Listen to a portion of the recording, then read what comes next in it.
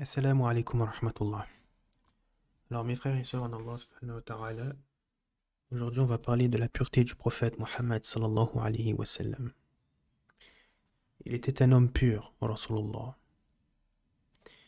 et il n'avait que des choses pures dans son cœur, mais aussi dans sa tête, dans ses pensées, sallallahu alayhi wa sallam. Et on va lire les textes qui justifient mes propos. Comme quoi, Rasulullah sallallahu alayhi wa sallam était pur, entièrement pur. Il n'avait pas de perversité. Et cette vidéo sera donc un argument, une réponse à ceux qui accusent le messager d'Allah, Muhammad sallallahu alayhi wa sallam, de perversité, comme on peut l'entendre de la part de ces apostats. Je rappelle que ces apostats ne peuvent pas expliquer l'islam, ils ne peuvent pas comprendre l'islam. Pourquoi? Parce que Allah leur a privé de compréhension. Et la foi n'émane pas d'une connaissance. La foi est un cadeau d'Allah, comme il est évoqué dans le Coran. C'est lui qui vous a fait aimer la foi, il l'a embellie dans vos cœurs. Subhanahu wa ta'ala, dit-il. Et il vous avait détesté, il vous a fait détester la mécréance. Qui? Allah. Subhanahu wa ta'ala. Et donc, personne ne peut être capable d'expliquer ou de comprendre l'islam ou d'aimer l'islam si ce n'est un musulman. C'est-à-dire que le non-musulman, le mécréant, ne peut pas comprendre. Car Allah lui prive de cela. D'accord? Il lui prive de cela. Pourquoi? Pour son orgueil, pour sa mécréance. D'accord? Donc ces apostats-là, en réalité, perdent leur temps. Ils perdent leur temps. Et la croyance en l'invisible, la croyance au paradis et à l'enfer, tout cela émane d'une grâce d'Allah envers son serviteur. D'accord? Ça émane d'une grâce d'Allah. Et celui qu'Allah a guidé, personne ne peut l'égarer. Et celui qu'Allah a égaré, personne ne peut le guider. Ce ne sont pas les apostats qui ont une influence sur les gens, mais c'est Allah qui a une influence sur les gens. C'est Allah qui égare. Si une personne demain quitte l'islam, c'est pas parce que l'apostat a eu raison de lui, c'est parce que Allah l'a voulu. Allah l'a voulu. Et c'est Allah qui guide et c'est lui qui égare. D'accord? C'est pas ces gens-là. Alors, on va lire différents textes concernant la pureté du messager d'Allah sallallahu alayhi wa sallam. Et ceci sera une réfutation, une réponse à ces apostats-là qui sont présents sur les réseaux sociaux. Moi, je ne vous incite pas à être violent envers eux, d'accord? Ou de les menacer. Pourquoi? Parce qu'ils sont en France, c'est-à-dire chez eux. Bien même s'ils étaient dans un pays musulman et qu'ils se mettent à insulter le messager d'Allah, etc. Les mots qu'ils utilisent, des mots vraiment très grossiers envers le messager d'Allah. Par exemple, on l'accuse d'être pervers, etc. Bien même s'ils font ça dans un pays musulman, ceci concerne uniquement l'autorité. D'accord? C'est l'autorité qui gère. Le citoyen lambda, qui soit dans un pays non musulman ou musulman, ici, bien même s'il serait dans un pays musulman, tout cela revient à l'autorité. D'accord? Quelqu'un qui insulte le messager d'Allah ou notre mère Aïcha, si c'est à l'autorité, il faut dénoncer à l'autorité. D'accord? Si ces gens-là font ces choses-là, dans un pays musulman notamment. En France, malheureusement, vous n'avez pas de droit en réalité.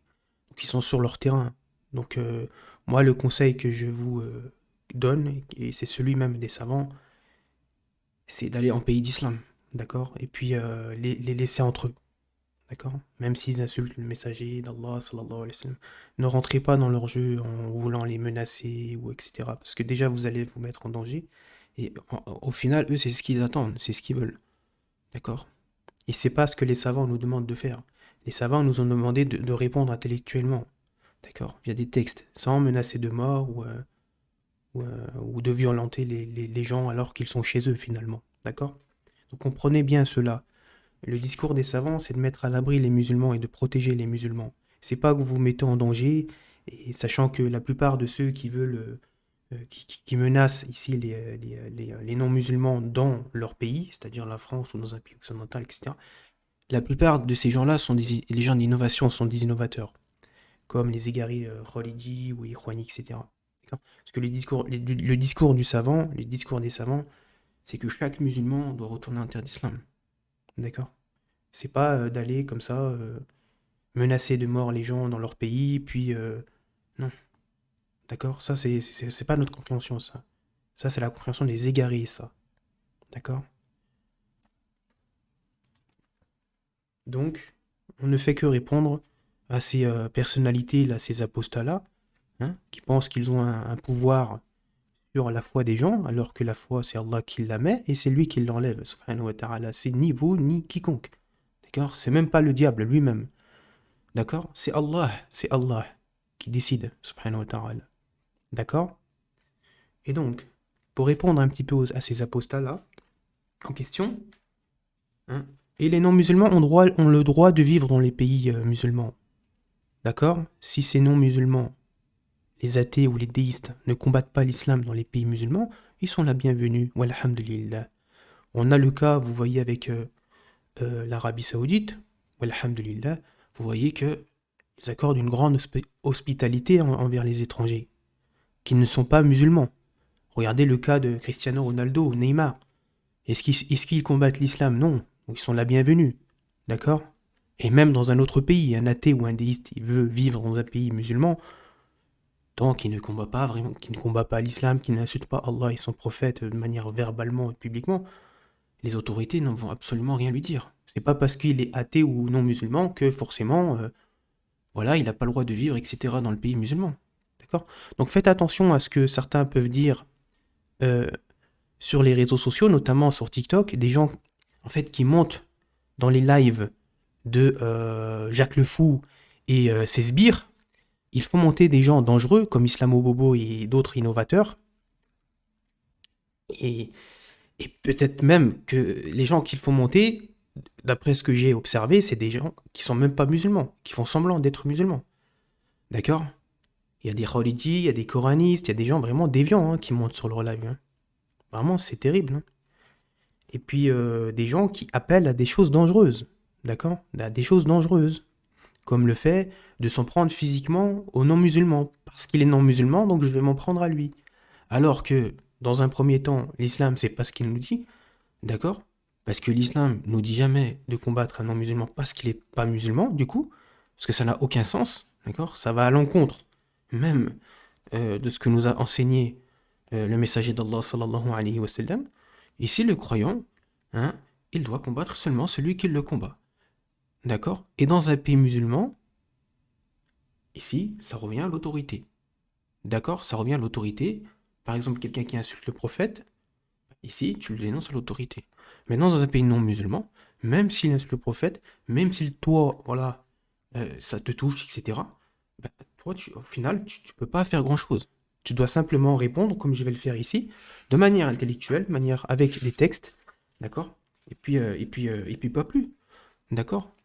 Mais faites attention à ceux qui appellent à menacer les apostats qui combattent l'islam, d'accord, en France, de les menacer, etc. Parce qu'il y a des gens qui appellent à cela, malheureusement, hein, sur TikTok et ailleurs. Oui, on va faire ça aux apostats, ceci, cela. Sachez que ceux qui disent ça, c'est des égarés. Des égarés qui n'ont absolument aucun rapport avec l'islam. D'accord. Parce qu'ils ne lisent pas. Ils ne lisent pas que, ici, les peines, les lois, etc., c'est uniquement l'autorité dans un pays musulman. D'accord. Dans un pays non musulman, toi, il t'est demandé, ici, soit d'aller dans un pays ici musulman, d'accord, soit de répondre de manière intellectuelle, pas les menacer de mort, etc. Sachant que toi-même, tu te mets en danger si tu fais ce genre de choses. Et c'est pas ce que nous demande l'islam, d'accord, dans les deux cas. Et j'en reviens, donc le non-musulman a le droit de vivre dans un pays musulman, d'accord. Il est non-musulman, voilà, il n'a pas une communauté, il ne s'est pas formé une communauté pour insulter le prophète ou insulter Allah subhanahu wa ta'ala. Bien même s'il n'aime pas l'islam et qu'il le cache en lui, il peut résider dans le pays musulman, d'accord. Il aura ses droits, il aura des droits, il aura un logement, il aura à manger, il aura l'hospitalité et il aura aussi des choses dont il a le droit, d'accord? Donc les non-musulmans, il y a des non-musulmans qui ont pas de problème envers les musulmans, d'accord? Que ce soit en France ou ailleurs. Et il nous est demandé ici d'avoir une bonne attitude envers eux, un bon comportement envers eux, d'accord? Peut-être reviendront-ils. Maintenant, ceux qui combattent l'islam, effectivement, c'est différent, mais dans tous les cas, ceux qui combattent l'islam, tant qu'ils sont dans un pays qui n'est pas musulman, malheureusement, vous ne pouvez pas faire grand-chose, d'accord? Si ce n'est répondre avec la langue, d'accord? Et puis, chaque musulman doit s'efforcer d'aller dans un pays musulman, Inch'Allah. Alors, on va lire quelque chose, Inch'Allah. Restez bien avec moi. La pureté donc du messager d'Allah, sallallahu alayhi wa sallam. Le messager d'Allah était entièrement pur. Alors j'ai un texte qui est devant moi qui n'est pas traduit sur internet, donc c'est un livre qui est devant mes yeux. Ensuite on lira ce qui est devant vous, à l'écran. Mais d'abord on va lire ce qu'il y a dans mon livre. Alors, pour ceux qui ne le savent pas, chaque enfant de Adam a un Karin qui l'accompagne durant sa vie. Donc qu'est-ce qu'un Karin? Dans un premier temps, donc qu'est-ce qu'un Karin? Alors il s'agit du démon qui influe chacun de nous, Al-Karin. Donc selon la majorité des savants, le Karin, ici est un djinn, d'accord? C'est un djinn qui se trouve à notre gauche, qui nous insuffle ici des mauvaises choses dans notre tête, d'accord? Et les paroles de djinn sont des pensées pour nous, d'accord? Bon, il y a mauvaises pensées. Et ce démon, il est à gauche, à notre gauche. Et chaque enfant d'Adam a ce Karin, d'accord? Sauf pour Jésus, Isa alayhi salam, et on va le voir avec Muhammad sallallahu alayhi wa sallam, par rapport à ce qui s'est passé avec lui, Muhammad sallallahu alayhi wa sallam. Donc, en dehors de ce que j'ai mentionné, tout enfant d'Adam a un Karin qui l'accompagne. À quel moment? Au moment de sa naissance. D'accord? Lorsqu'il sort du ventre de sa maman. Donc, ici, Allah subhanahu wa ta'ala fait en sorte que un Karin l'accompagne durant sa vie. D'accord? Un djinn démon. D'accord? Un djinn démon. Et cela, même les compagnons avaient un Karin démon qui les accompagnait durant leur vie. Également les épouses du prophète, Mohammed sallallahu alayhi wa sallam. D'accord?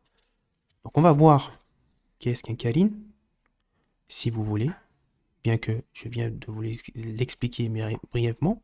Question, qu'est-ce que le Karin qui accompagne l'enfant de Adam jusqu'à la mort, même dans sa tombe? Le Karin est un démon influent l'homme, de par la permission d'Allah. Ce démon lui ordonne la débauche et lui interdit le convenable. Donc le Karin aussi peut vous faire peur des choses, d'accord, de vous faire craindre des choses, ou de vous faire croire des choses, d'accord, qui sont fausses. Mais walhamdulillah, Allah subhanahu wa ta'ala, c'est lui qui vous oriente, d'accord, subhanahu wa ta'ala. Lorsque vous lui demandez sincèrement, Allah subhanahu wa ta'ala vous oriente correctement, walhamdulillah.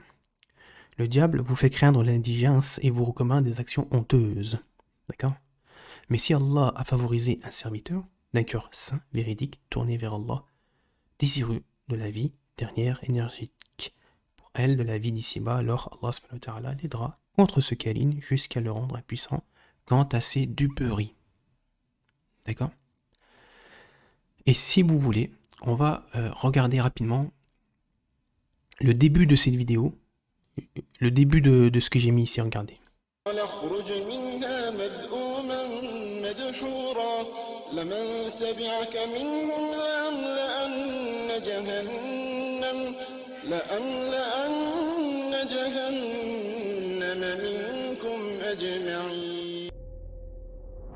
Donc là, Allah subhanahu wa ta'ala, dans le verset précédent, il parle de Iblis, Satan, d'accord? Il dit que tous ceux qui vont suivre Iblis iront en enfer avec lui, d'accord? Alors, le pouvoir de Satan et les pouvoirs de Adam. Alors, au début de cette vidéo, pourquoi je vous le mets? Vous allez le voir. Fitna to children of Adam. So Allah subhanahu wa ta'ala said, for you is that. This is before or at the time of him being thrown out of Jannah. At that point, Iblis made a dua to Allah. And he said, oh Allah, you want me or you created me to do fitna on the children of Adam. I have no power on the children of Adam until and unless you allow me to. So grant me the power to cause fitna to children of Adam. So Allah subhanahu wa ta'ala said, for you is that. Then Shaitan said, oh Allah, give me more. Increase me in it. Listen to this. He said what? Increase me in it. So Allah said, whenever a child of Adam is... Chaque fois qu'un enfant d'Adam naîtra, tu auras aussi un autre Satan qui naîtra. Donc ce djinn, ce démon, ce Karim qui accompagne chaque être humain. D'accord? Et certains, selon certaines traditions, c'est pour ça que l'enfant pleure. D'accord? Il pleure. Pourquoi? Parce qu'il a été touché par ce Karim, ce démon. D'accord? Qui accompagne chaque être humain. Comme on vient de le mentionner. Et d'après les sources, on a un démon à notre gauche et un ange à notre droite. L'ange nous incite à faire le bien, et le démon nous incite à faire le mal. Un petit peu comme on peut le voir dans certains animés. D'accord? Avec le diable à gauche et l'ange à droite. Ceci est vraiment le cas. Ceci est réel. D'accord? Donc, voilà un petit peu le topo. Et chaque fois qu'un enfant d'Adam naîtra, tu auras aussi un autre Satan qui naîtra. Ce qui veut dire que chaque être humain qui existe dans cette dunya, la vie d'ici-bas, donc il y aura un autre diable donc, qui l'accompagne. Car Allah a donné à Satan de procréer, d'avoir plus d'enfants.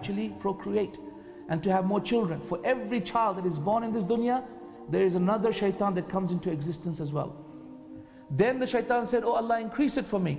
Donc ensuite, je vous laisse aller voir la barre de description. Si vous voulez cette vidéo, de toute manière, la vidéo est présente directement sur la chaîne. Je l'ai mis en page d'accueil. C'est une vidéo bénéfique pour ceux qui s'intéressent à l'islam notamment. Alors, on va revenir, Inch'Allah, à ceci. On va lire un livre que j'ai chez moi. Donc maintenant, vous savez ce qu'est un Karim. D'accord? Vous savez ce qu'est un Karim. Alors, on va lire le passage que j'ai. D'accord? On va lire le passage que j'ai, puis après on lira d'autres choses. Pour montrer la pureté du messager d'Allah, sallallahu alayhi wa sallam. Pour voir qu'il n'est pas comme nous. Pas comme nous, Rasulullah. Et ça, ce sera vraiment une vidéo pour réfuter les islamophobes et les apostats qui traitent notre prophète, sallallahu alayhi wa sallam, leur prophète aussi, hein, rappelons-le, parce qu'il a été envoyé pour l'humanité entière. Il était un homme pur. Il n'avait pas de mauvaises pensées et son cœur était pur. Comme on va le voir avec ce hadith tout à l'heure. Restez bien avec moi. Tout d'abord, on va voir que le Karim qui accompagnait le messager d'Allah, donc ce djinn, n'était pas un démon pour le prophète. Ce qui veut dire que le prophète sallallahu alayhi wa sallam n'avait pas de mauvaises pensées. Contrairement à nous. D'accord? Et même les compagnons, leur Karim était un démon. D'accord? Était un démon. Donc, le prophète sallallahu alayhi wa sallam n'avait pas de mauvaises pensées, on va le voir. Avec le hadith de Sahih Muslim. Alors, c'est un livre, donc malheureusement, ce hadith n'est pas sur internet. Celui qui est devant mes yeux, là, en livre. Alors, si vous voulez, je vous donne le numéro du hadith. C'est rapporté par Muslim, numéro 2815. Notez bien, et allez regarder sur internet si vous voulez. Rapporté par Muslim dans son Sahih, numéro 2815. Et si vous ne trouvez pas au 2815, ça sera le 2814. D'accord? Donc entre les deux. C'est rapporté, comme il est écrit dans mon livre, rapporté par Muslim 2814 et 2815. D'accord? Donc c'est la page juste après. Alors qu'est-ce qu'il est écrit dans Sahih Muslim, numéro 2815? Donc, Aïcha, radallahu anha, la femme du messager d'Allah, sallallahu alayhi wa sallam, rapporte. Une nuit, le messager d'Allah est sorti de chez lui, de chez moi, c'est-à-dire chez Aïcha. D'accord? Et j'éprouvais une certaine jalousie. Qui? Aïcha, radallahu anha. Donc le prophète, sallallahu alayhi wa sallam, il est sorti la nuit. D'accord? Et il est sorti de chez elle, Aïcha. Et elle éprouvait une certaine jalousie. Et ça, c'est ce qu'on peut observer aussi de la part de certaines femmes. Lorsque l'homme commence un petit peu à sortir dehors, elle est Elle se méfie. Non. Et elle éprouvait donc une certaine jalousie. Donc, Rasulullah sallallahu alayhi wa sallam, il est sorti une nuit et Aïcha éprouvait de la jalousie à son égard. Et lorsqu'il rentra, sallallahu alayhi wa sallam, et me trouvant ainsi, il me dit, qu'as-tu, ô Aïcha? Ça, c'est Mohammed sallallahu alayhi wa sallam qui lui dit. Ensuite, il poursuit, Rasulullah, es-tu jalouse? Il dit, es-tu jalouse? Aïcha répondit, et comment une femme comme moi ne pourrait-elle pas être jalouse d'un homme comme toi? Pourquoi? Parce que le messager d'Allah, parce qu'elle aimait le messager d'Allah. Elle aimait beaucoup. D'accord? Et on va le voir la prochaine fois que le mariage qu'il y a eu, déjà Abu Bakr, c'est le meilleur ami du messager d'Allah. Et Abu Bakr était d'accord avec ce mariage. D'accord? Et on va le voir aussi que Aïcha était d'accord aussi avec ce mariage. Elle n'a pas été forcée du tout. Et on va voir ce que dit Ibn Taymiyyah et Charles Al-Uthaymin, qui voient que ici il faut le consentement de la fille. Et Charles Al-Uthaymin, il poursuit, il dit ceci est la vérité. Il dit ceci est l'avis le plus juste. Et Charles Al-Uthaymin, on sait qu'il a beaucoup pris d'Ibn Taymiyyah, rahimahullah. D'accord? Donc Charles Al-Uthaymin, il dit qu'il faut le consentement de la fille pour le mariage. D'accord? Si la fille, elle veut se marier tôt, notamment. Faut qu'elle soit d'accord, d'accord? Faut qu'elle soit d'accord. Et c'est elle qui, elle va dire, effectivement, voilà, j'ai envie de me marier avec cet homme-là, parce qu'il m'attire, etc. Donc, ça c'est l'avis de Charles Al-Uthaymin et l'avis d'Ibn Taymiyyah. D'accord? Ibn Taymiyyah, il voit qu'il faut le consentement de la fille. D'accord? Et ça c'est mon avis, d'ailleurs. C'est mon avis. Celui de Charles Al-Uthaymin. Donc ces apostats-là, ils aiment bien parler, ils aiment bien, etc. Mais voilà, ils ne savent pas que des savants ont dit ça, d'autres ont dit ça, d'autres ont dit ça. D'accord? Et Charles Al-Uthaymin, il dit ceci est l'avis le plus juste. Et il s'est basé sur les paroles d'Ibn Taymiyyah, qui voit qu'il faut le consentement de la fille. Donc, et d'ailleurs, on voit que après ce mariage, Aïcha s'est vantée de ce mariage-là. Elle était contente, c'était la plus heureuse. D'accord? Et notez bien qu'il s'agit de la fille de Abu Bakr. Et Abu Bakr, ici, est le meilleur ami du prophète. Et c'est le meilleur compagnon, c'est le meilleur des compagnons, d'ailleurs. D'accord? Le meilleur des hommes après les prophètes, c'est Abu Bakr. D'accord? Radallahu anhu. Donc, elle était jalouse. On reprend. Elle était jalouse, Aïcha. Pourquoi? Parce que elle aimait beaucoup le messager d'Allah. Par rapport à ce qu'il était. Par rapport à sa foi, par rapport à sa beauté, par rapport à ses qualités, par rapport à son caractère. Vous voyez? Par rapport à tout cela. Pour ce qu'il n'était pas pour son matériel. Vous voyez la nuance ici? Elle aimait tellement le messager d'Allah par rapport à ce qu'il dégageait. Par rapport à sa foi, par rapport à tout ce qu'il était finalement. D'accord? Sallallahu alayhi wa sallam. Et moi j'adopte l'avis d'Ibn Taymiyyah, disant que Rasulullah est la meilleure créature de cet univers. D'accord? Et vous allez voir que cette opinion, cet avis-là réfute d'autres choses. Vous allez le voir, je vais en parler la prochaine fois lorsque je vais parler sur Yassir Kadir et Dazer et la clique. Vous allez le voir, d'accord? Et sur un YouTuber qui s'appelle Yassine. Vous allez le voir, vous allez bien comprendre ce dont je vais parler la prochaine fois. D'accord? Et pareil, on citera les textes. On citera les sources. Et on montrera à l'écran. Alors, elle était jalouse. Elle était jalouse. Et j'ai des arguments. Hein. Par exemple, la première créature à entrer au paradis, c'est Rasulullah, sallallahu alayhi wa sallam. Donc j'ai des arguments, on verra ça la prochaine fois, Inch'Allah. Il me dit, qu'as-tu, Aïcha? Tu es jalouse? Je répondis, donc, à Aïcha, et comment une femme comme moi ne pourrait-elle pas être jalouse d'un homme comme toi? Et à Rasulullah, il lui répond quoi? Il lui dit, c'est ton diable. Il lui dit, c'est ton diable. Il me dit, ton diable est-il venu à toi? En gros, c'est ton diable qui dit ça. Vous voyez? Parce que, en fait, le Karin, d'accord? Et le Karin, c'est pas quelque chose que le fils de Adam appelle volontairement. Parce que le fait d'appeler des diables volontairement, parce qu'il y a des gens qui ont plusieurs des diables autour d'eux. D'accord? Mais eux, ces diables-là qu'ils ont en plus autour d'eux, c'est pas Allah subhanahu wa ta'ala qui leur a mis durant leur naissance. Parce que le Karim qui accompagne chaque être humain, comme on l'a dit tout à l'heure, c'est au moment de la naissance. Donc c'est pas quelqu'un qui a appelé un diable avec le shirk ou avec la sorcellerie, etc. Ou avec des incantations. Non, parce que ça sort de l'islam, ça. Ça annule la foi, ça, justement. Celui qui fait ça, Allah lui retire sa foi. D'accord? Comme ceux qui sont entourés par des genoux. D'accord? Non, ça c'est un Karim qui est au début de la naissance. D'accord? À la naissance. Et ça émane de la volonté d'Allah. C'est Allah qui a voulu ça. Que chaque être humain a un Karim qui l'accompagne. D'accord? Ce Karim démon qui lui insuffle ici des mauvaises choses. Et c'est pas seulement des mauvaises choses comme vous pouvez le croire. Seulement, des fois ça peut être autre chose. D'accord? Ça peut être autre chose. Ça peut être, je sais pas moi, il vous empêche de vous épanouir dans votre vie. Ou alors il va vous dire que, il va vous faire craindre des choses. D'accord? Il va vous faire craindre l'inconnu, par exemple. Parce que s'il peut pas vous toucher concernant le shirk ou concernant la fornication, il va essayer aussi de vous toucher sur autre chose. Pour que, voilà, vous vous épanouissez pas, que vous perdez votre temps, etc. D'accord? C'est pas seulement il va vous insuffler le shirk s'il voit que ça marche pas et que votre cœur est préservé. Il va vous faire autre chose.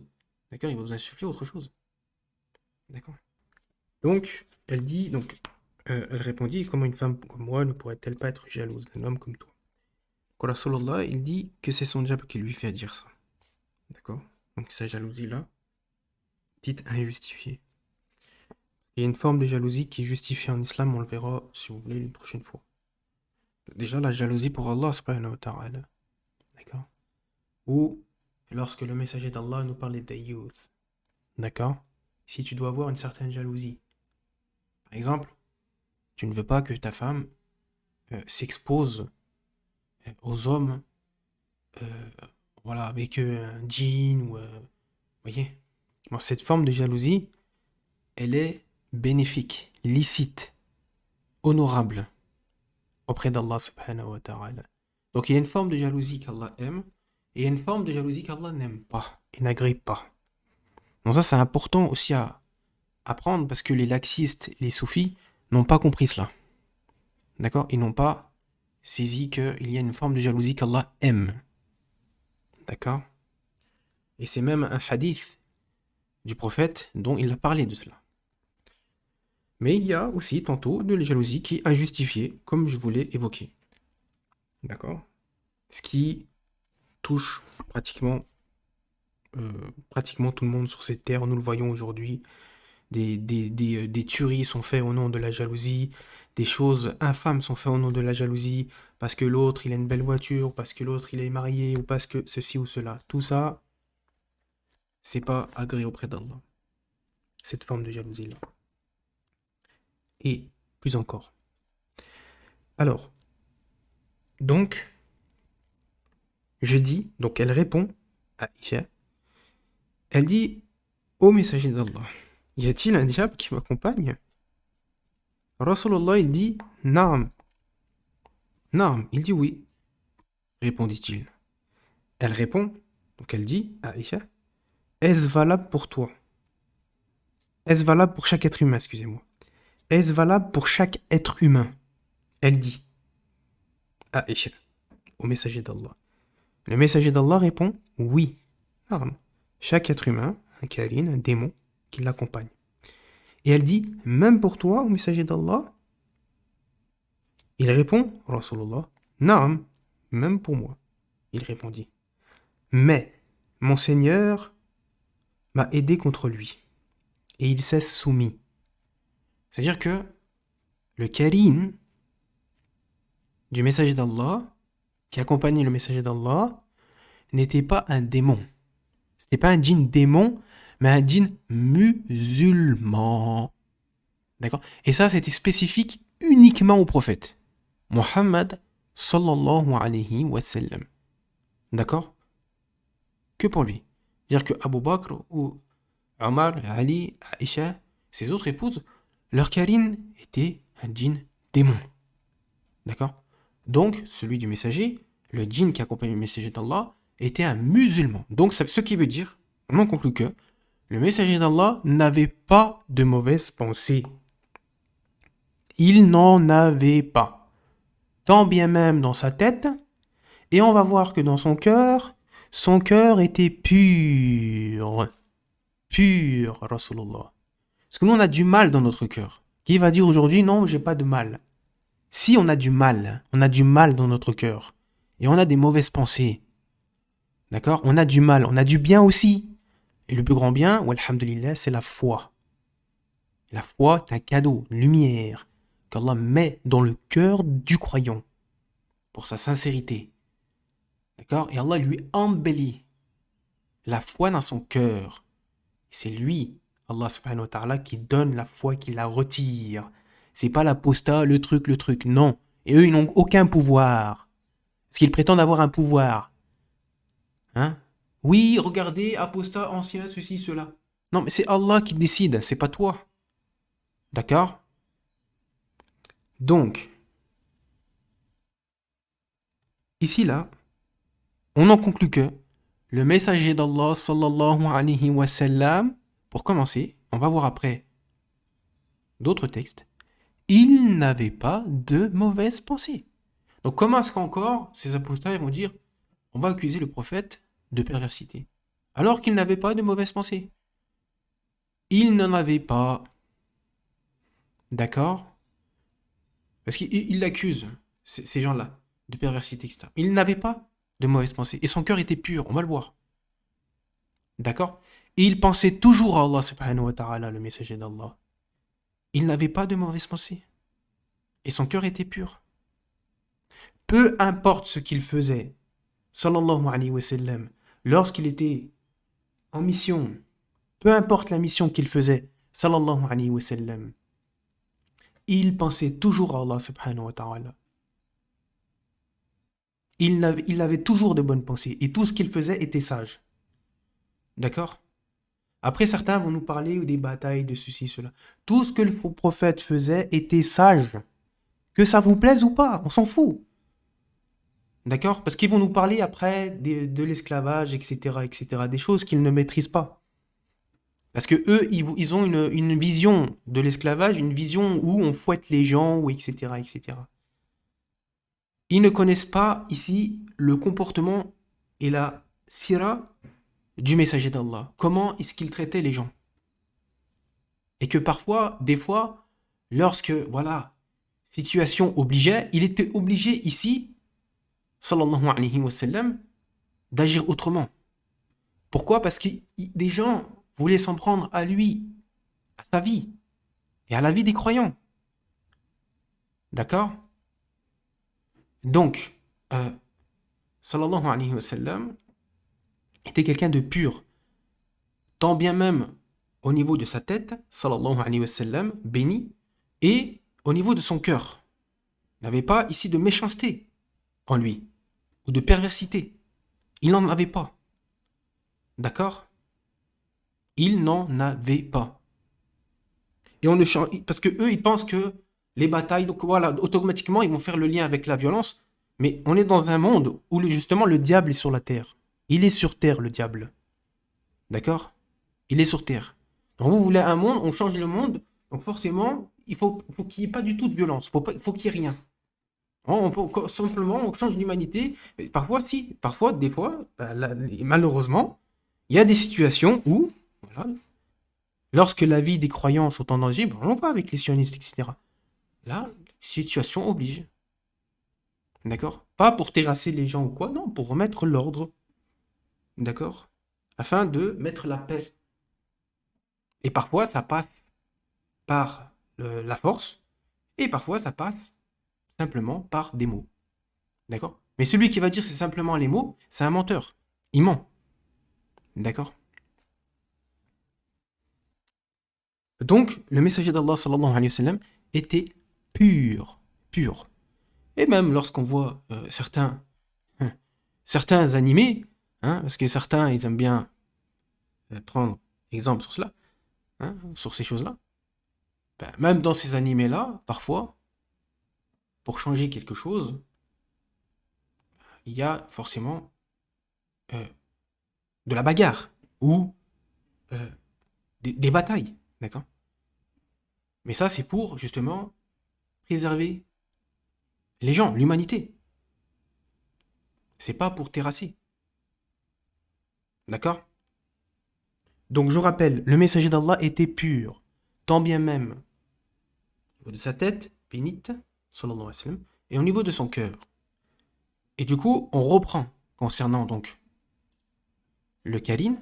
Il n'y a aucun d'entre vous qui n'est pas avec lui un compagnon parmi les djinns. Donc on vient de le rappeler, on vient de le mentionner. Donc ça c'est un autre hadith, comme je vous l'ai mentionné tout à l'heure. Donc on a le 814 et le 815. Donc celui que je viens de vous lire, c'est le 815. D'accord? Donc on lit, il n'y a aucun d'entre vous qui n'est pas avec lui un compagnon parmi les djinns. D'après Abdullah ibn Mas'ud, radallahu anhu, le prophète sallallahu alayhi wa sallam a dit, il n'y a aucun d'entre vous qui n'est pas avec lui un compagnon parmi les djinns, comme je viens de le mentionner. Un djinn, démon justement, qui nous insuffle, comme on appelle ça le waswas, d'accord? Et un compagnon parmi les anges qui lui ont été attribués. Donc je vous l'ai dit tout à l'heure qu'on a un ange à notre droite et un démon à notre gauche. Plus deux autres anges, à droite et à gauche, qui, à gauche, écrit les mauvaises actions, et à droite, écrit les bonnes actions. D'accord? Et ils ont dit, même toi, au messager d'Allah. Le messager d'Allah, sallallahu alayhi wa sallam, qu'est-ce qu'il a dit? Il a dit, même moi, sauf qu'Allah m'a aidé contre lui, il est rentré dans l'islam. Et il ne m'ordonne que le bien. C'est-à-dire donc que le Karin qu'avait le prophète sallallahu alayhi wa sallam, qui accompagnait donc le djinn, il était musulman. C'était pas un démon comme nous, comme son épouse Aïcha, ou comme ses compagnons, d'accord? Parce que cela est uniquement, ça a été un privilège uniquement donné au messager d'Allah. D'accord? Donc, allez dans Sahih Muslim 814, donc 2814, et 2815, pour le hadith que je viens de mentionner tout à l'heure, juste avant là. D'accord? Donc, ici, il est prouvé par les textes que le messager d'Allah sallallahu alayhi wa sallam n'avait point de mauvaises pensées. D'accord? Parce que souvent, ça émane des mauvaises pensées, la perversité ou les choses mauvaises. Sauf que le prophète n'avait pas de mauvaises pensées, justement. Et on va voir que même son cœur était pur. Il n'y avait pas de mal. Il n'y avait pas de mal dans son cœur. Donc ça veut dire que le prophète était entièrement pur. Tant bien même au niveau de sa tête et au niveau de son cœur. Donc il est impossible de l'accuser de perversité. C'est impossible. Ou d'injustice. D'accord? Parce qu'automatiquement, quand on parle de bataille ou de violence, automatiquement, injustice, perversité, etc., mariage avec Aïcha, donc perversité, etc. Sauf que le prophète n'avait pas de perversité. Et les prophètes sont ici préservés contre les péchés mineurs et majeurs. Ils sont infaillibles par rapport à cela. Alors, ces apostats-là là, qui parlent, mais ils ne savent même pas de quoi ils parlent. Parce qu'ils ne comprennent rien. D'accord? C'est leur haine qui parle, c'est tout. C'est pas la vérité qui émane de leur bouche. C'est la haine qui émane de leur bouche.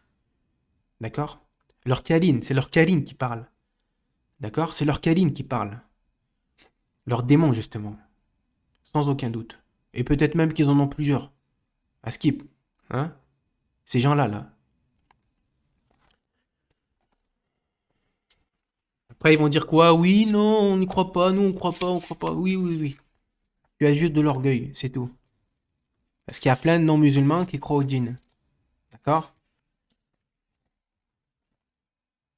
Mais ils font semblant, ils font semblant. De toute façon, c'est sûr que la plupart de ces gens-là qui vont insulter le prophète, qui vont blasphémer le prophète, ça, c'est des gens qui ont vendu leur âme au diable. D'accord? Après, qu'est-ce qu'ils vont dire dans les réseaux sociaux? Oui, non, moi je crois pas au djinn, etc. Alors que lui-même, il a fait un pacte avec le djinn, avec le démon. Hein? Allah musta'an. Donc, on va voir. Donc, Iblis, est-ce que c'est un athée? Il n'est pas athée, Iblis. Est-ce qu'il est athée, Iblis? Pourtant, c'est un mécréant. Le plus grand de tous les mécréants, comme l'a rapporté Ibn Taymiyyah. D'accord? Donc, sa mécréance, elle vient d'où? Bah, justement, de son orgueil. Il a défié Allah. D'accord? À l'image des hypocrites et justement des apostats. Ils ont de l'orgueil, ils ont de l'orgueil. Parce que Iblis, c'est un athée. Il n'est pas athée, Iblis. Il n'est pas athée du tout. Il était au paradis. Avec Adam et Ève. D'accord? Donc il n'est pas athée.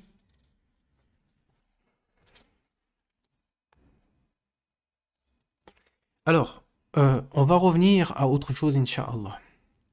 Le hadith d'Anas ibn Malik. Radallahu anhu. Donc maintenant, on a parlé du Kalin. D'accord? Le Kalin, c'est quoi? C'est un djinn qui accompagne chaque être humain durant sa naissance. C'est comme ça on appelle le toucher du diable. Et il circule dans nos veines comme circule notre sang. D'accord? Et il nous suit partout, voilà, partout. Et il connaît notre passé seulement. Seulement et uniquement, pas le futur. D'accord? Attention, c'est du shirk ça. Le fait de croire que les diables ou les êtres humains connaissent le futur. D'accord? Il n'y a que Allah qui connaît le futur. Non. Donc, le Karin, vu qu'il nous accompagne depuis notre naissance. Donc ce Karin, je le rappelle, qui n'a pas été appelé par des incantations ou de la sorcellerie. D'accord? Parce que ça sort de l'islam. Non. C'est un Karin qui émane de la volonté d'Allah, qui est là depuis notre naissance. D'accord? Et qui circule en nous malheureusement. Malheureusement, c'est la volonté d'Allah. Il fait ce qu'il veut, Allah subhanahu wa ta'ala. D'accord? Et qu'Allah nous aide, et nous guide, et qui nous préserve. Subhanahu wa ta'ala. Donc ça émane ici de la volonté d'Allah subhanahu wa ta'ala. Ça émane de la volonté d'Allah subhanahu wa ta'ala. Et Allah fait ce qu'il veut. D'accord? Pour répondre à certains. Oui, mais pourquoi? Oui, mais pourquoi? Allah fait ce qu'il veut. Nous sommes ses créatures. Allah il fait ce qu'il veut. Parce que là, souvent, hein, on les entend, les apôtres. Oui, mais pourquoi? Oui, mais pourquoi? Oui, mais pourquoi? Allah il fait ce qu'il veut. Il a créé des créatures, il fait ce qu'il veut. Maintenant, Allah il s'est interdit l'injustice. Il le dit lui-même. Subhanahu wa ta'ala. D'accord? C'est le créateur, il fait ce qu'il veut. Toi, demain, tu vas créer quelque chose, je sais pas moi, un stylo, ou une voiture, ou tu vas faire un appartement. Tu fais bien ce que tu veux avec ton appartement. C'est le tien. Donc, si tu as envie de mettre lui, ou l'autre, ou l'autre, ou l'autre, ou lui, tu veux faire ça, tu fais bien ce que tu veux. C'est toi qui l'as créé, cet appartement. Bien que tous les matériaux qui sont sur la terre, ça vient d'Allah. Est-ce que pour faire un appartement, tu as utilisé quoi? Des matériaux? Ah bah, khalas, tous les matériaux qui sont dans ton appartement, c'est Allah qui les a créés. Hein, parce qu'ils me font rire, les apostats. Oui, mais pourquoi? Oui, mais pourquoi? Oui, mais pourquoi? Allah il fait ce qu'il veut, c'est le créateur. T'es pas content, c'est la même chose. D'accord? C'est la même chose. Allah c'est le créateur, il fait ce qu'il veut. Il fait ce qu'il veut, Allah subhanahu wa ta'ala. C'est ça que t'as pas compris, toi. C'est tout, on se tait, on se soumet. Allah, il a décidé comme ça, il a décidé comme ça, c'est tout. C'est le créateur. Tu parles avec ta bouche, là. Mais ta bouche, c'est qui l'a créé? C'est Allah. Tous les soirs, là, tu manges ton assiette. Bah, khalas, les aliments qu'il y a dans l'assiette, c'est quoi? Eh bien, c'est Allah qui l'a créé. Subhanallah. Ils font l'orgueil comme ça. Oui, mais pourquoi? Oui, mais pourquoi? Oui, mais pourquoi? Est-ce que tu as autant d'orgueil comme ça envers ta mère?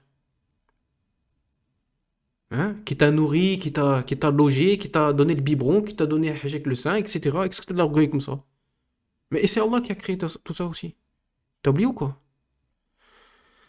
Et Allah fait ce qu'il veut, c'est le créateur. Et il s'interdit l'injustice, puis voilà, c'est tout. Allah c'est décrit. Hein?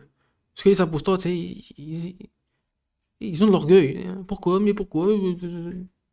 Et ils accusent le messager d'Allah de périr alors qu'ils connaissent rien. Hein? Euh, regardez ici, Inch'Allah.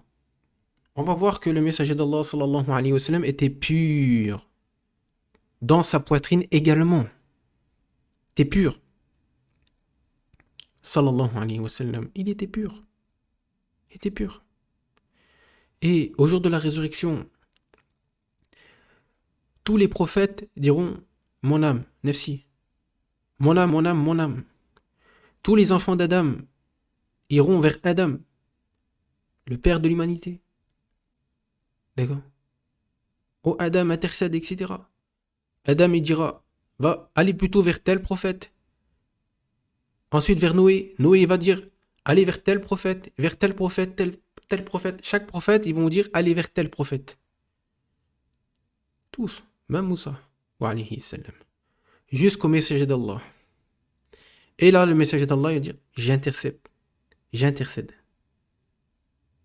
Il va intercéder.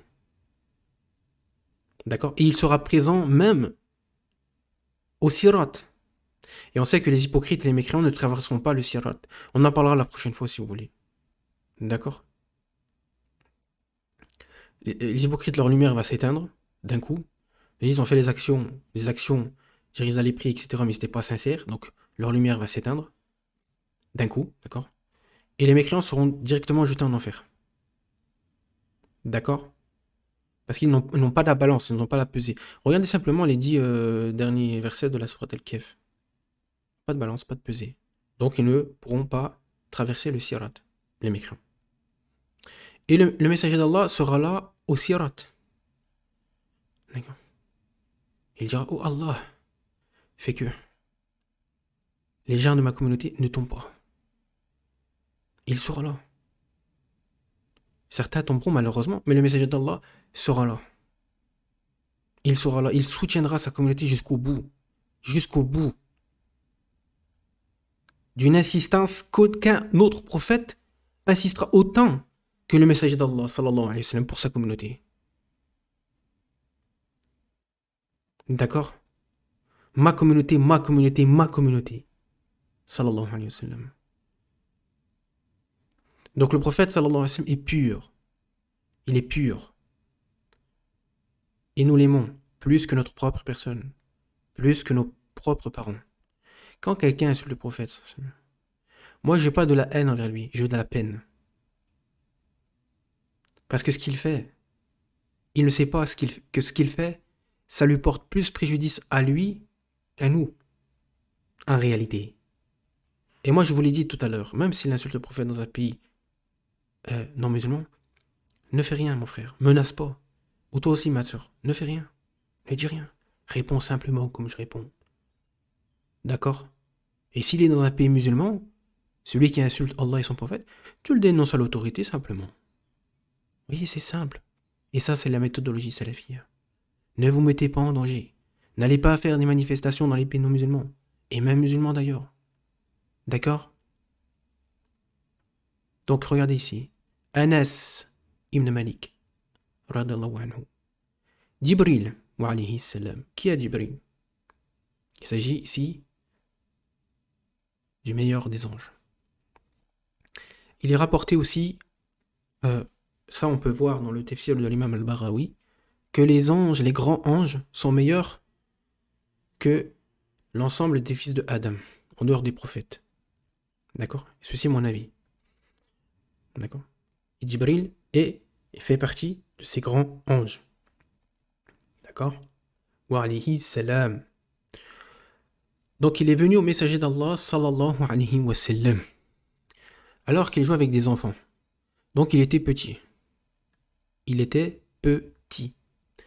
Il le prit, l'allongea sur le dos, lui ouvrit sa poitrine, ôta son cœur et en sortit un morceau de chair, puis a dit, ceci est la part de Satan te concernant. Il était petit, d'accord? Il était petit. Sallallahu alayhi wa sallam. Il jouait avec des enfants. Et on va le voir qu'il a été purifié 2 fois durant sa vie. D'accord? On va le voir. Là, c'est lorsqu'il était petit.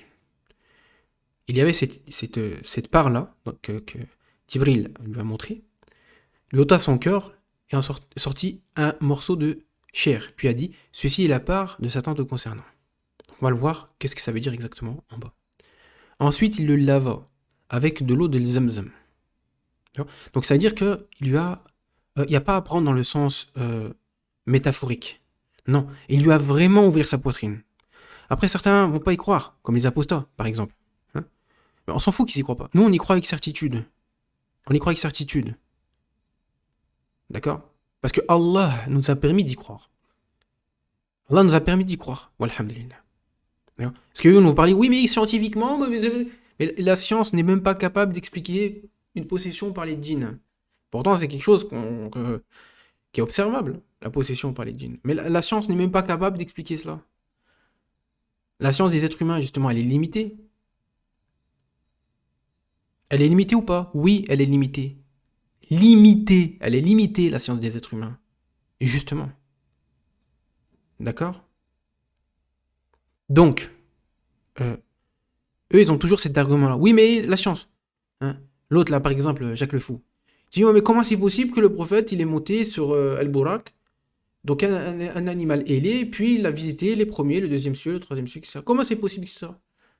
Ben, c'est normal que tu n'y crois pas, vu que tu n'as pas foi. La foi, ça vient d'Allah. C'est un cadeau d'Allah, subhanahu wa ta'ala. Nous, on a foi en cela. Parce qu'Allah nous a permis d'y croire en l'invisible, justement. Nous y croyons, alhamdulillah, avec certitude, que le messager d'Allah a vu le paradis et il a vu l'enfer aussi également. D'accord? Donc, remballe ta science de côté. Nous, on s'en fout de ta science. D'accord? Donc, ici, là, et la vraie science, c'est le kitab et la sunna. Non. Donc, il lui ôta son cœur et en sortit un morceau de chair. Puis il dit, ceci est la part de Satan te concernant. Donc, il était petit ici. Sallallahu alayhi wa sallam, il jouait avec des enfants. Ensuite, il lui lava avec l'eau de Zamzam, dans un récipient en or.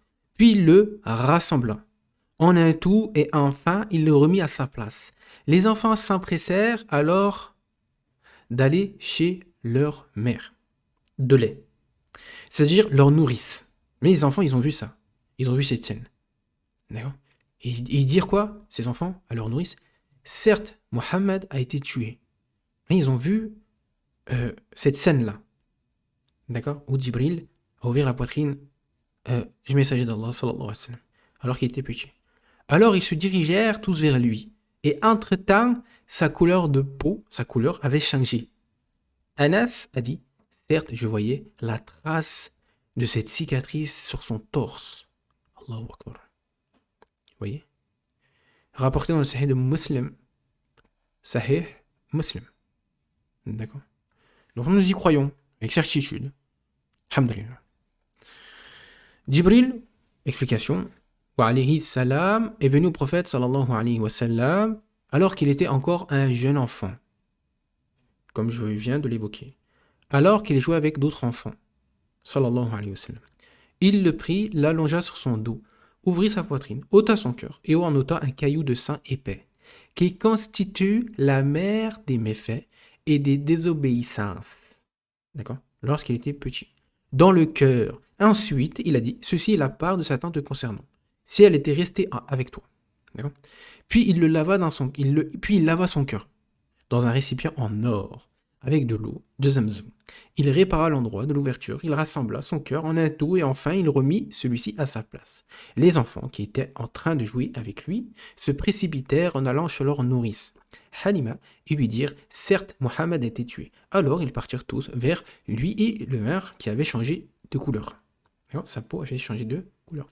Anas rapporte donc le hadith qui n'a pourtant pas été présent au moment de cette histoire, mais qui on l'a transmise de manière interrompue ou d'après des personnes dignes de confiance dans ça, sans l'ombre d'un doute. Il dit alors, je voyais la trace de cette cicatrice sur sa poitrine. Et c'est une preuve supplémentaire indiquant que cette affaire fut dure et pénible, tant concrètement qu'abstraitement. Ce hadith, ainsi que ceux qui lui ressemblent, doivent être acceptés tels quels, sans s'y opposer par le biais d'une quelconque interprétation allégorique. Donc certains vont l'interpréter, etc. C'est comme certains qui n'assument pas leur croyance. Hein. Certains n'assument pas leur croyance lorsqu'ils parlent avec les apostats. Alors peut-être qu'ils font la taqiyya, peut-être qu'ils font monter des gens, ils sont même pas musulmans. Ils disent qu'ils sont musulmans, mais en réalité, ils sont pas musulmans. Et d'autres sont égarés, peut-être qu'ils sont innovateurs, d'autres sont hypocrites. D'accord? Là, c'est Jacques Le Fou et ses sbires, là. D'accord? Et comment elle s'appelle, là? Cassius Lady, là. Ils font monter des gens, mais c'est des gens, en réalité, soit ils sont hypocrites, soit ils sont innovateurs. D'accord? Ou soit ils font semblant d'être musulmans. D'accord? Mais ils font un rôle, ils jouent un rôle, en fait. D'accord? Et j'ai vu ça, j'ai observé ça. D'accord? J'ai observé ça. Et du coup, ils vont dans des gens qui font monter, ils vont dans des interprétations, d'accord? Par exemple, la dernière fois, ils ont parlé de l'âge de Aïcha, certains vont dire 19 ans, alors que c'est pas 19 ans du tout. Il n'y a aucun texte qui justifie 19 ans. D'ailleurs, c'est les Shi'a qui disent ça. C'est les Rawafid, d'accord? Les Shi'a. Ce sont les égarés aussi, hein, notamment. Les non-musulmans aussi, hein, certains non-musulmans qui disent ça, que Aïcha avait 19 ans, alors que non. Elle avait bel et bien 9 ans. Comme l'a rapporté le Cheikh Ibn Baz, rahimahullah. Il y a même une fatwa en arabe qui est disponible sur Internet. Si vous voulez, on va la mettre dans la barre de description. D'accord? Elle avait 9 ans, donc 6 ans, 7 ans, il dit à Cheikh Ibn Baz, lorsqu'il a conclu le contrat de mariage, et 9 ans lorsqu'il a consommé, sallallahu alayhi wa sallam. D'accord? Donc je vous mets dans la barre de description la fatwa de Cheikh Ibn Baz. Donc ils font monter des gens comme ça qui vont nier qu'Aïcha avait 9 ans lorsque le prophète sallallahu alayhi wa sallam a consommé le mariage. Et ils vont aussi aller dans des interprétations farfelues, hein, des gens qui vont faire monter. Par exemple, le hadith qui nous dit clairement que le soleil se déplace, qu'il se prosterne, etc., dans une source boueuse notamment. Certains vont dire oui, mais c'est métaphorique, etc. Donc, ils vont faire monter des gens soi-disant musulmans et ils vont user de ilm al-kalam. D'accord? Ils vont dire non, c'est pas comme ça qu'il faut comprendre. Oui, non, finalement, c'est pas authentique. Pire encore, donc du coup, hein, non, c'est pas authentique. Donc le soleil ne se déplace pas dans une source boueuse, etc. Ils vont dire que c'est pas authentique. Ou alors ils vont dire que c'est métaphorique, etc., etc. Alors que non, c'est pas métaphorique du tout et le hadith est bien authentique. Le soleil se déplace, d'accord? Il se déplace.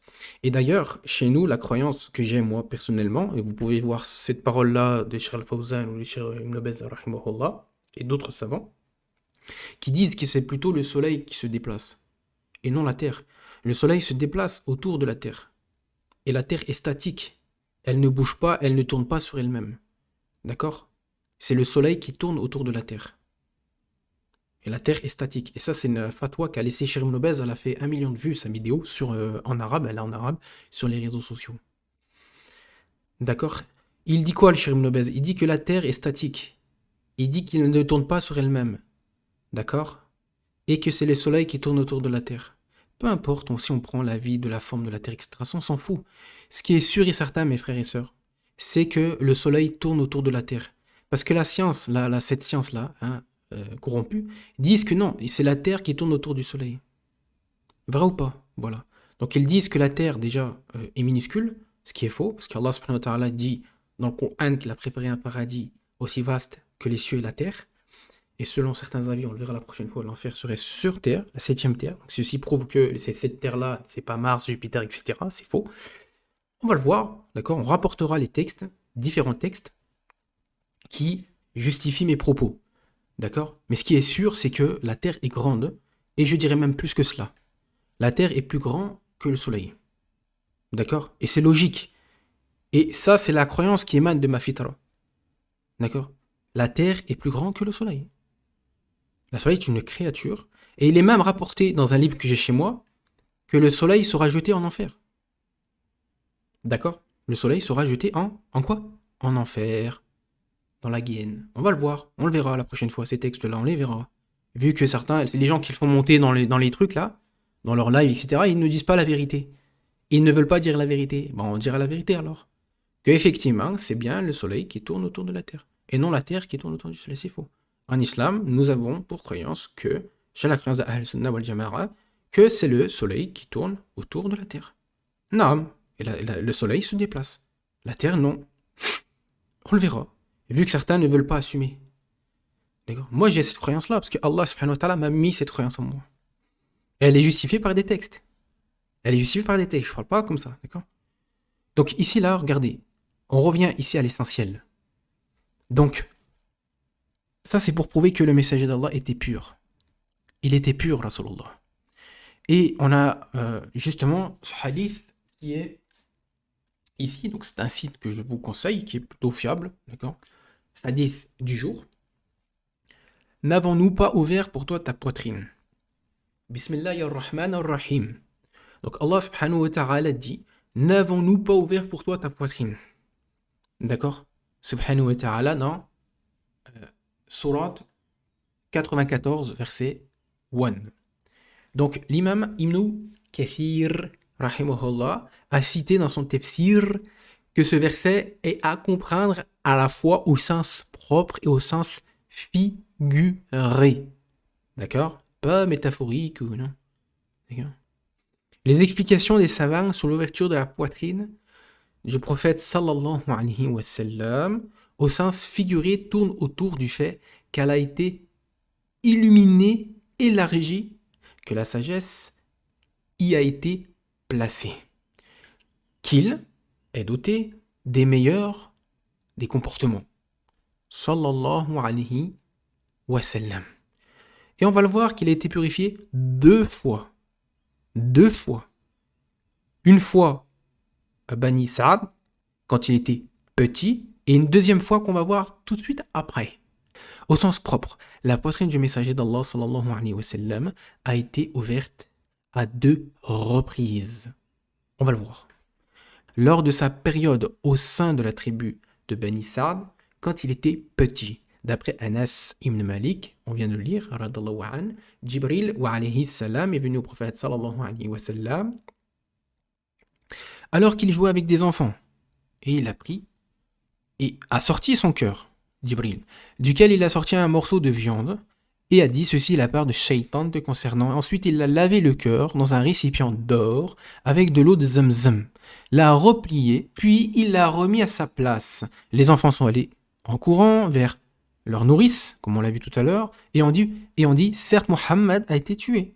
Ils sont donc allés vers lui alors que sa couleur avait changé. Anas rajoute, radallahu an, a dit je voyais certes la trace de cette ouverture sur son torse.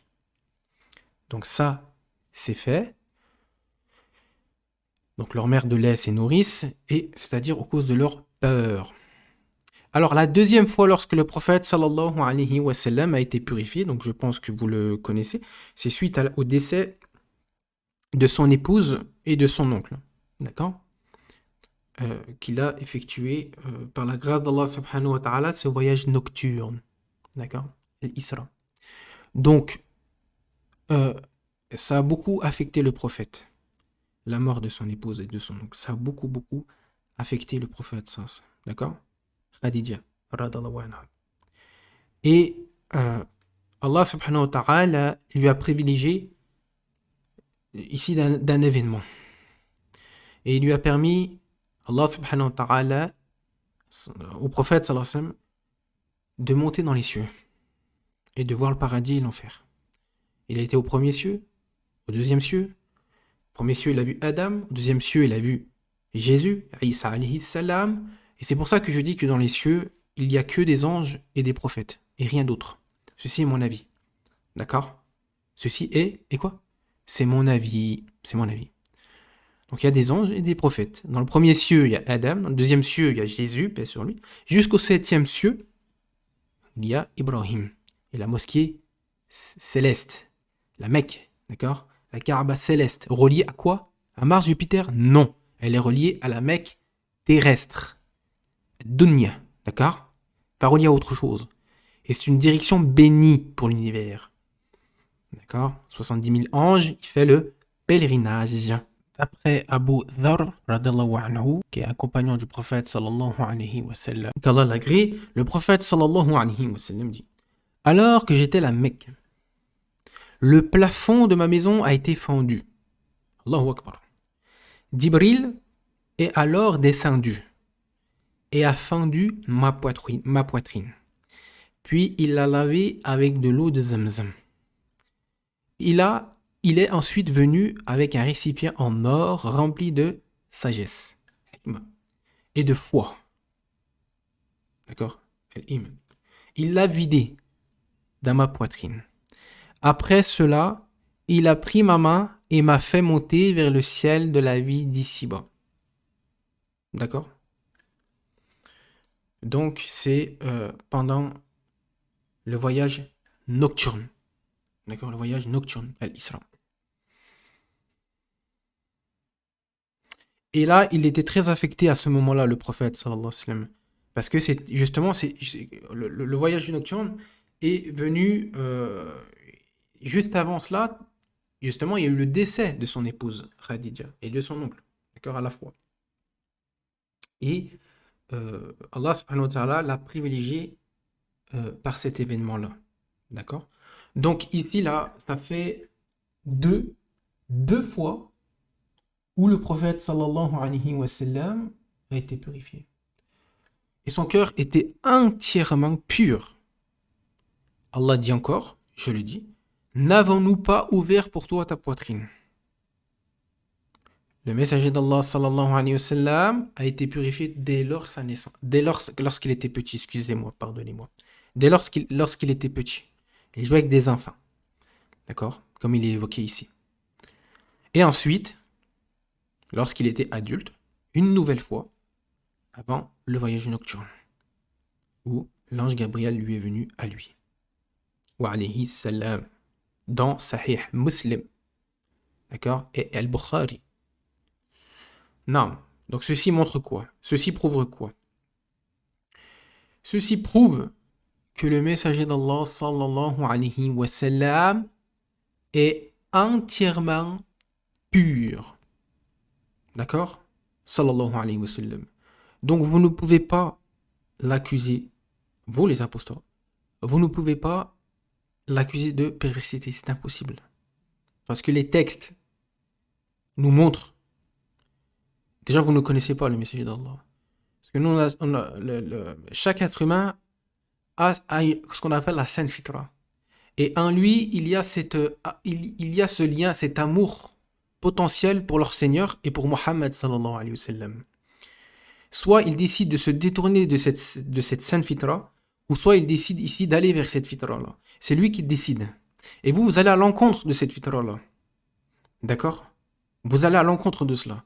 Parce que chaque être humain a cet amour potentiel, et c'est lui qui décide ou pas d'avoir cet amour pour le messager d'Allah sallallahu alayhi wa sallam, pour Allah subhanahu wa ta'ala, d'accord? At-tawhid, et l'amour porté envers le Créateur, son Créateur, et envers le messager d'Allah sallallahu alayhi wa sallam. Vous avez décidé d'aller à l'encontre de votre fitra. Ici, ça vous regarde. D'accord?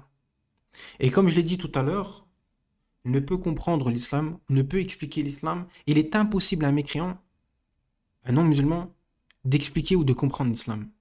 Il est impossible pour lui. Parce que moi, ça me fait rire sur Internet, hein, sur TikTok, etc. Ils sont là avec leurs livres, etc. Malheureusement, Allah, il vous prive, il vous punit, il vous châtie avant même que vous êtes dans l'au-delà. Allah, il vous châtie. Vous ne pouvez pas comprendre. Pourquoi? Parce que vous avez de l'orgueil. Vous avez de l'orgueil envers Allah. Vous avez de l'orgueil envers le messager d'Allah. Le mécréant ne peut pas comprendre l'islam. Il ne peut pas. Allah lui est prive de cela. Et celui qu'Allah aime, il lui accorde la compréhension, la bonne compréhension. Et celui qu'Allah aime, il lui fait détester les choses qu'Allah subhanahu wa ta'ala lui-même déteste, comme l'homosexualité par exemple. C'est écrit dans le Coran. C'est écrit dans le Coran.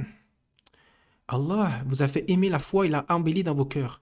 Il vous a fait détester ici la perversité, la mécréance. Alors effectivement, on a encore de la perversité, on a des choses qui sont mauvaises, mais ça vient de nous. Mais Allah, il nous fait détester ici les choses, vraiment, qu'il déteste ici, subhanahu wa ta'ala, le plus, comme le kufr, d'accord, le shirk. D'accord. Et celui qu'Allah aime, il lui accorde la compréhension. Et il y a même un autre hadith qui nous dit, craignez la firasa, la clairvoyance du croyant, car il voit avec la lumière d'Allah. D'accord? Donc tout vient d'Allah. C'est lui qui égare, c'est lui qui guide. Et c'est lui qui embellit la foi, c'est lui qui met la foi. C'est pas toi, l'apostat, qui enlève la foi des gens. C'est Allah qui l'enlève. D'accord? Et celui, on terminera avec une parole du messager d'Allah, sallallahu alayhi wa sallam. Celui qu'Allah a guidé, personne ne peut l'égarer. Et celui qu'Allah a égaré, personne ne peut le guider. Wassalamu alaikum wa rahmatullahi wa barakatuh.